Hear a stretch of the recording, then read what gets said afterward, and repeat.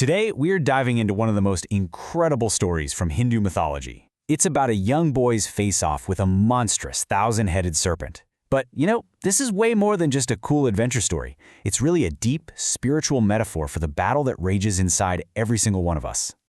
So at its core, this whole story boils down to three really powerful ideas. You've got courage in the face of something truly terrifying, you have the purification of a poisoned world, and then you have this divine dance, which is both a weapon and an act of pure cosmic grace. And that brings up a really interesting question, doesn't it? I mean, how can something as beautiful and elegant as a dance possibly take down a colossal, venom-spewing monster? Just keep that thought in the back of your mind as this story unfolds.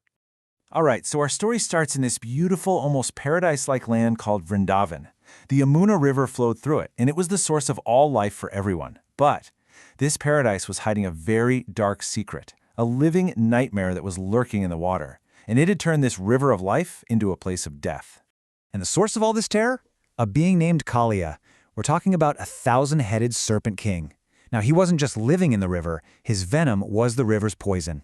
His sheer presence had corrupted the water, turning this vital, life-giving river into a place of absolute fear and death. The level of devastation here was just total. This wasn't some subtle problem, it was a full-on ecological collapse. You had toxic fumes turning the sky yellow. Birds would literally just drop dead mid-flight. The riverbanks, completely barren. If any person or animal took even a single sip, that was it, instant death.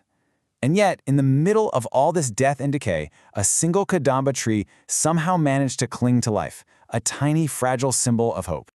So, the stage is set, right? You've got a deadly river, an untouchable monster.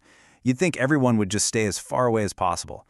But the thing that kicks off this epic confrontation, well, it wasn't some grand army or a heroic plan. It was just a simple children's game that went horribly wrong. And things just escalate in a heartbeat. One minute, it's a totally normal afternoon. Kids are playing ball. The next, the ball goes sailing into the toxic water. As his friends are screaming in terror, Krishna just calmly walks over to that lone kadamba tree, climbs up, and without a moment's hesitation, he leaps right into the serpent's lair. And this is where you really start to see the divine nature hiding inside this young boy. While all the villagers are on the riverbank just collapsing in grief and despair, Krishna faces this boiling, poisonous water with a totally calm, fearless smile. That contrast says everything. It's a signal that this isn't some kid falling to his doom, it's a god stepping onto his stage. So Kaliya is awakened by the splash, and he is furious. He immediately attacks, wrapping Krishna in his massive coils, trying to crush him. To all the horrified people watching, it looks like it's all over. But this is the moment the whole confrontation transforms into something else, something cosmic, a solo performance on the grandest stage you can imagine. You see, at first, Krishna kind of lets himself get captured. It's all part of what's called his divine game, or lila. But when he looks to the shore and sees the real pain and suffering of his family and friends, he decides, okay, game over. And then he does something incredible. He starts to expand his body, just getting bigger and bigger, creating this irresistible pressure that forces the giant serpent to let him go. In a flash, Krishna is no longer the victim. He leaps up, and suddenly his new dance floor is Kaliya's 1,000 heads. The gods themselves provide the music as Krishna begins the Tandava, the cosmic dance. And get this, each step, while it looks graceful and light, lands with the crushing weight of the entire universe. He systematically dances on every single one of Kaliya's proud, venomous heads, just subduing him. So, as Kaliya is spitting blood and venom, his pride totally shattered, his life fading, the whole tone of the story makes this sudden, beautiful shift. The climax isn't about total destruction, it's about control, followed by this surprising act of compassion.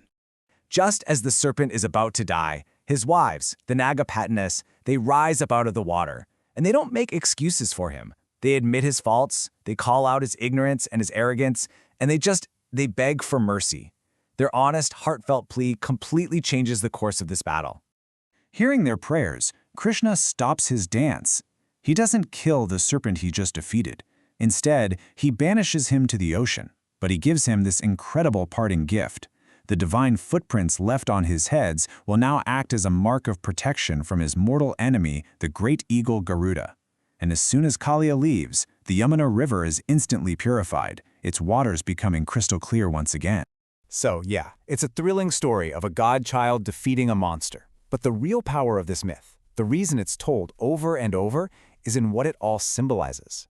This isn't just a story about our river in India. It's about the river of consciousness that flows inside every one of us. So this is where we kind of decode the whole thing. Kalia, the thousand-headed serpent, that's not just a monster. It represents our own ego, our arrogance, all the negativity that can poison our minds. The poisoned river, then, is our mind, clouded and controlled by those toxins. And Krishna's dance? Well, that's the active, conscious, and yeah, sometimes really difficult process of confronting and taming that inner serpent so our mind can finally run clear and peaceful again. And this is exactly why this ancient story is still so powerful today. It forces us to turn our focus inward, and it leaves us with a really profound question to think about.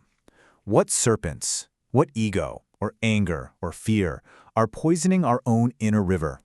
And maybe more importantly, what kind of courageous dance do we need to perform to get our own clarity and peace back?